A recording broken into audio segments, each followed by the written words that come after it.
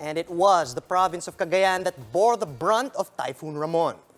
We have with us on the phone this time around Cagayan Governor Manuel Mamba again joining us today to talk to us more about this.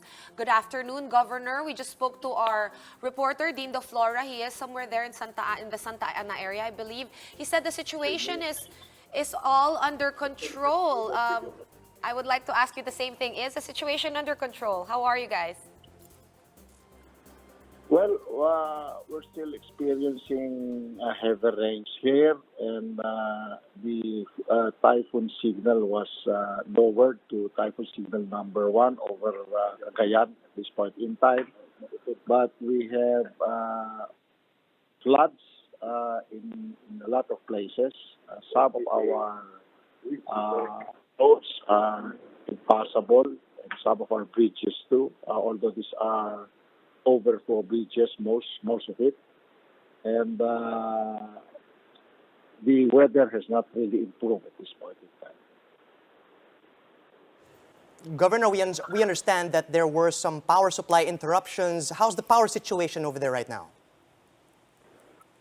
Well, there are still power interruptions all over Cagayan, but most of these are because of the choice of the cooperative here running the electric cooperative in the area, and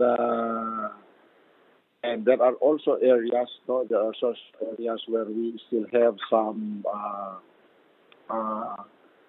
forced evacuation being implemented, just like in Gataran and some parts of Santa Ana. All right. I'd like to ask about potential damage to agriculture and infrastructure, Governor. Are you expecting a lot? I mean, I've seen the videos. They are currently rolling. We're seeing the situations in evacuation centers. We're seeing, rivers overflowing, of course, also the ones from the sea overflowing. Are you expecting a lot of damage? And are you planning to raise a state of calamity or state of emergency? We declared a state of calamity last week, and I presume that this is still in effect up to this time, because last week we had massive flooding in 11 of our towns, and this time Typhoon Ramon hit us too. Now, as far as damages are concerned, we're still assessing it, but we expect a lot of damages on our crops, even our livestock, and most especially our private properties and infrastructure.